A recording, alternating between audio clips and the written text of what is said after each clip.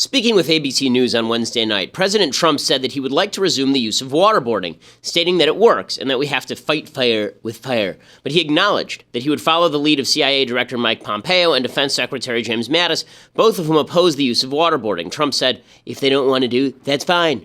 If they do want to do, then I will work toward that end. I want to do everything within the bounds of what you're legally allowed to do. But do I feel it works? Absolutely, I feel it works. Pompeo has already stated that he would absolutely not comply with an order to waterboard. The media predictably have gone insane. How could Trump say that torture works? Well, first of all, it's actually unclear whether waterboarding is torture. Some people find it to be self-evidently torture, but as Senator Ted Cruz said during the primaries, under the law, torture is excruciating pain that is equivalent to losing organs and systems. This is enhanced interrogation. It is vigorous interrogation that does not meet the generally recognized definition of torture. I've actually watched my friend Steven Crowder get waterboarded. It looked highly unpleasant, and Steven's an idiot and nuts for doing it, but he emerged not only unscathed, but he actually joked during the experience. Waterboarding is used regularly to train Navy SEALs. Then there's the second question. Is Trump right? Does waterboarding work? James Mitchell, a former chief CIA interrogator, wrote in the Wall Street Journal last year, quote, "It is understandable that General Mattis would say he never found waterboarding useful because no one in the military has been authorized to waterboard a detainee. Thousands of U.S. military personnel have been waterboarded as part of their training, though the services eventually abandoned the practice after finding it too effective in getting even the most hardened warrior to reveal critical information." Mitchell claims that Khalid Sheikh Mohammed, the man behind the 9/11 attacks, a crucial source of American information about al-Qaeda, only broke because of waterboarding. KSM was waterboarded some 183 times. Crowder, by the way, was waterboarded several times just during the session that I watched, by way of contrast. Jose Rodriguez, who once headed the CIA National Clandestine Service, has claimed that terrorist mastermind Abu Zubaydah also gave up key intelligence after being waterboarded. In the media's ardent desire to paint Donald Trump as a nutty dictator in waiting, they've actually made Trump more popular. Again, Trump isn't saying anything that Americans don't believe. A poll from last March showed that almost 2/3 of Americans thought waterboarding was appropriate for use on suspected terrorists. Only 15% of Americans thought waterboarding should be ruled out entirely. Trump has his finger on the pulse of Americans when it comes to rhetoric about fighting terrorism. The media's overstated outrage only makes it clear why Americans trust Trump to fight terrorism rather than the members of the press. I'm Ben Shapiro. This is The Ben Shapiro Show.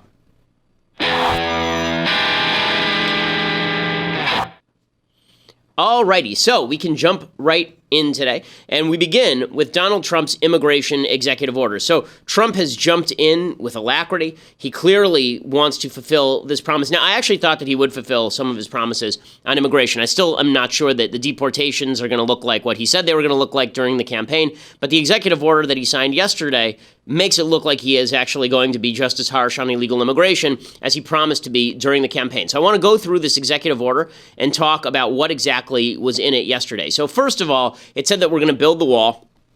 Trump himself came out and he said this. He was speaking at the Department of Homeland Security, and he suggested that we're building the wall. It's definitely going to happen. When does construction begin? As soon as we can physically do it. We're within months? I would say in months, yeah. I would say in months. Certainly planning is starting immediately.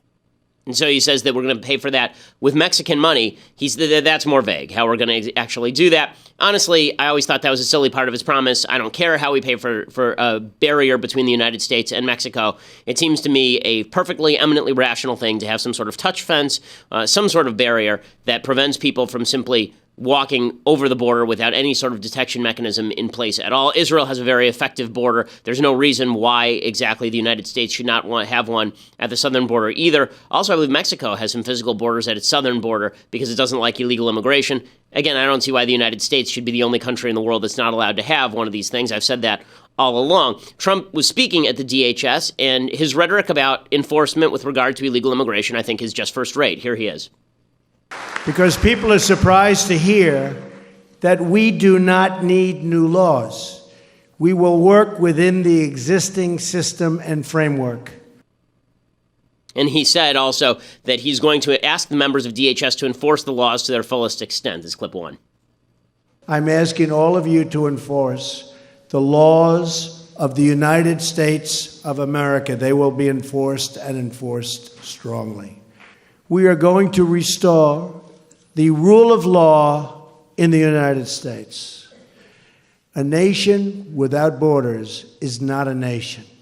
Beginning today, the United States of America gets back control of its borders, gets back its borders. You guys are about to be very, very busy doing your job the way you want to do them. Okay, and this is the kind of rhetoric that I think is actually useful with regard to border enforcement. So, good for Trump on all of this. Now, there are a couple of questions about the executive orders themselves. First question is why he's using executive orders and not just passing a law with Congress. There is going to have to be some sort of congressional appropriation to build the wall. It's going to cost something like $15 billion to build the wall. The left, of course, is up in arms about all of this. They're saying that they're very upset about the spending, which is ridiculous since the left has never been upset about spending on anything ever. In fact, I'm old enough to remember when the left liked infrastructure spending. Right? This is an infrastructure spending bill. It would just be an infrastructure spending bill to build a physical barrier with Mexico.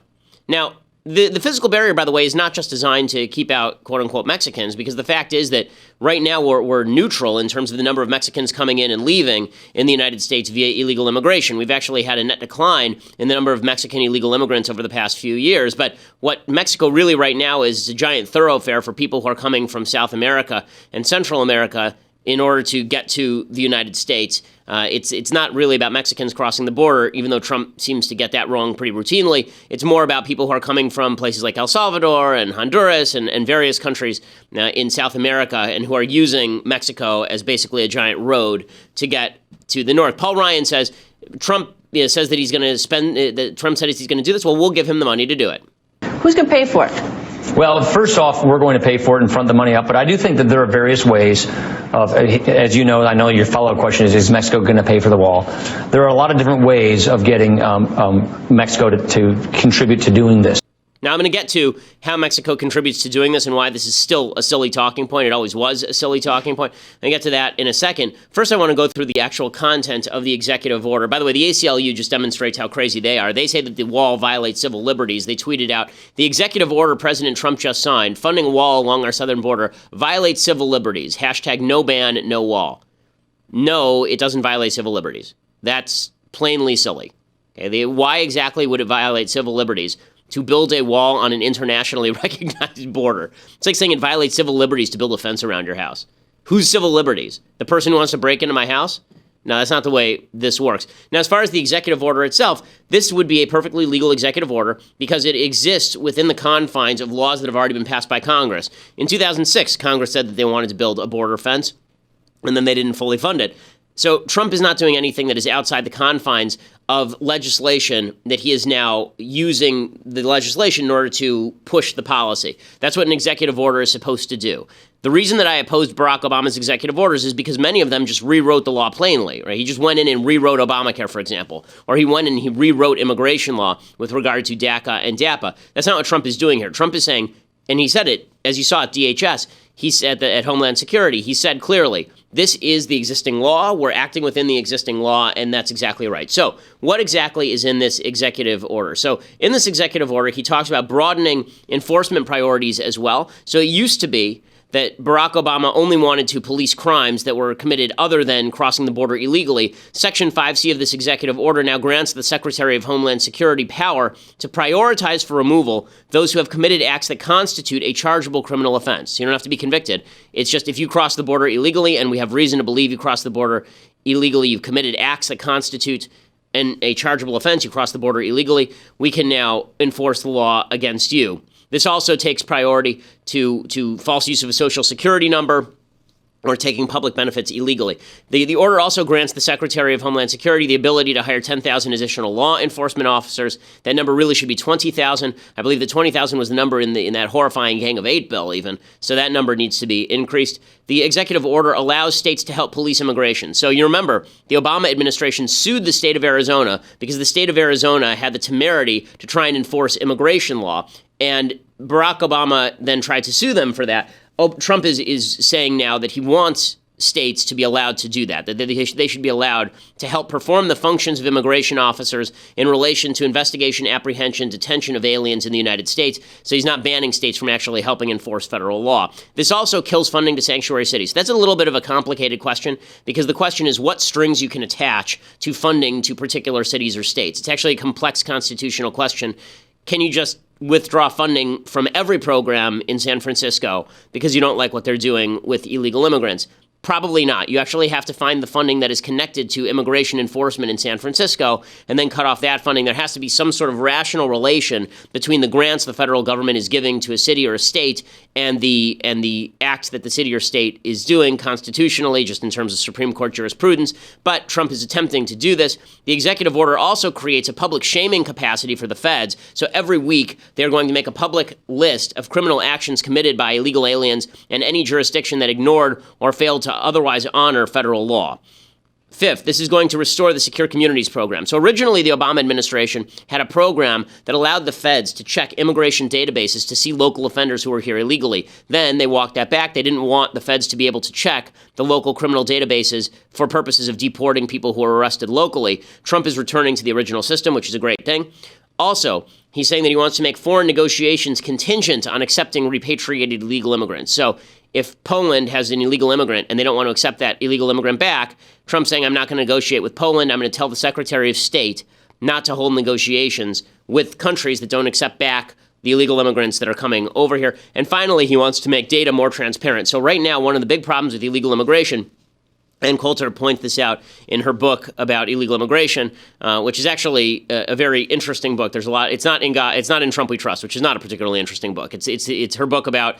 It's a book. I've interviewed her on C-SPAN. We did it actually. Her book about illegal immigration, which is really interesting. She points out that the data on illegal immigration and crime among illegal immigrants is really incredibly weak, and this would make that data more transparent. Now, the Secretary of Homeland Security and Attorney General can collect data on immigration status of all aliens incarcerated in federal prisons, as well as federal pretrial detainees and all convicted aliens in state and local prisons. So, all of this stuff is good. This is a very good executive order. There's a lot here that's good. There were rumors today that Trump was going to sign some sort of order repealing DACA and DAPA, getting rid of President Obama's executive amnesty.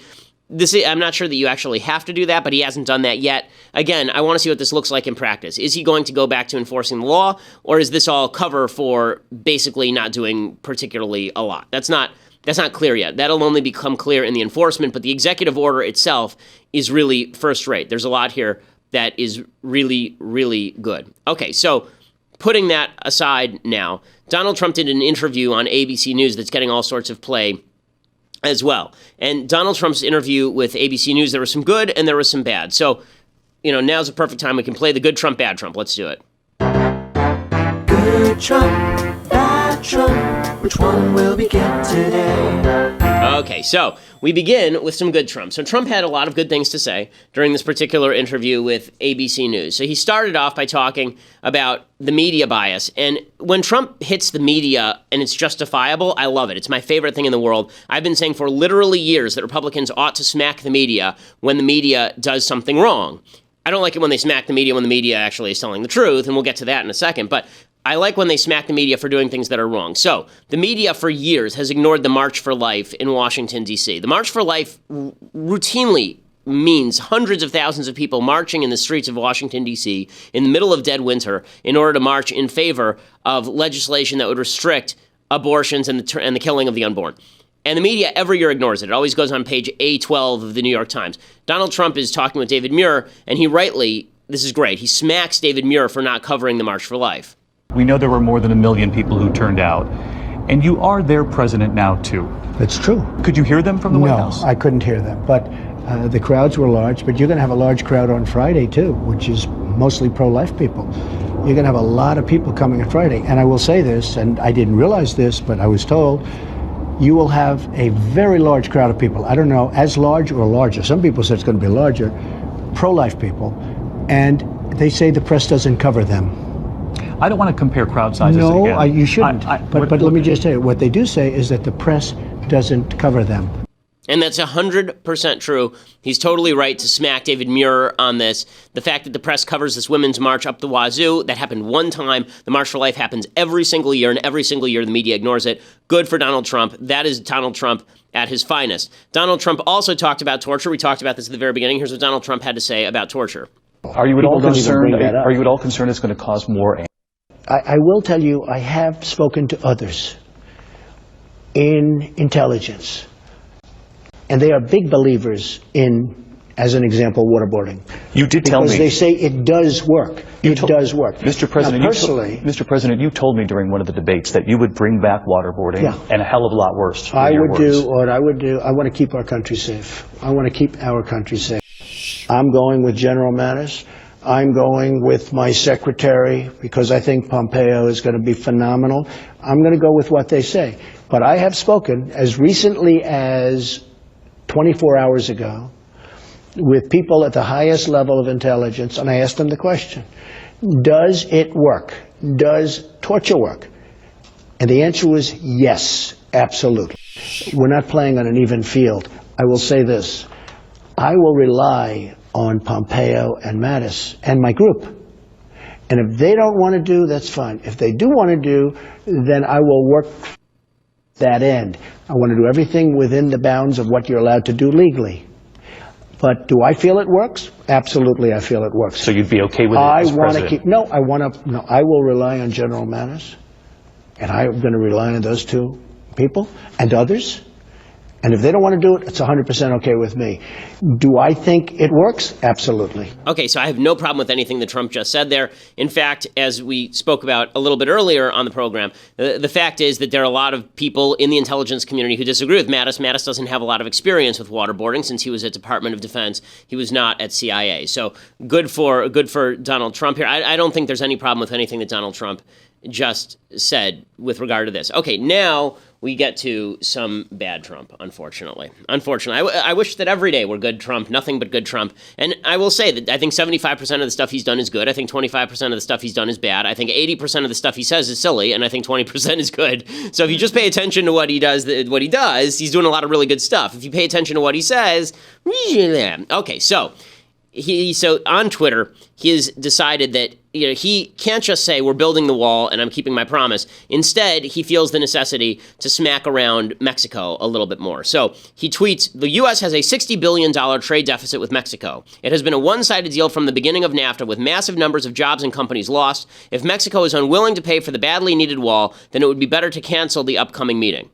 So in other words, he's now connecting NAFTA, which he hates, with the wall, and he's saying that if you're not going to pay for the wall, then I'm going to cave and I'm going to destroy NAFTA. Also, I hate NAFTA anyway. NAFTA's terrible. So a few things to talk about here. One, who cares whether Mexico, quote unquote, pays for the wall? Who really, why is that a big deal? Whether Mexico, I understand there's this vindictive need to make Mexico pay for the wall and all of this, but it's not that much money. It really isn't. And I just want the thing built.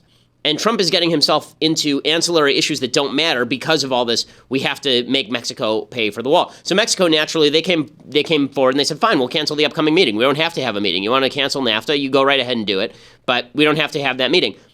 When he talks about the trade deficits and all this, a couple quick points of information. One, trade deficits don't matter. Trade deficits do not matter. You have a trade deficit with every store you buy from. Does that mean you shouldn't buy from those stores? Does it make you poor because you're buying from a place that you want to buy from? Of course not. We all have personal trade deficits with a bevy of players out there. Does that mean that we are suddenly poor? No, it doesn't mean that. It means that you're engaged in voluntary trade. The supposed trade deficit with Mexico just means that we're buying lots of product from Mexico and that a lot of the money that we're investing in Mexico is coming back to us in the form of capital surplus. It's called capital account surplus. You can't spend American dollars in Mexico, and so they're going to have to use those dollars someplace. The big problem that we have with regard to trade deficits is not the trade deficit itself. It's that the government keeps raising debt by selling bonds. So what happens is that we end up selling bonds. So what happens is that there's a trade deficit with Mexico. Now they have a surplus of dollars. Instead of taking that surplus of dollars and investing in American businesses, which is normally what happens, instead of doing that, they're taking those dollars and they're buying U.S. debt.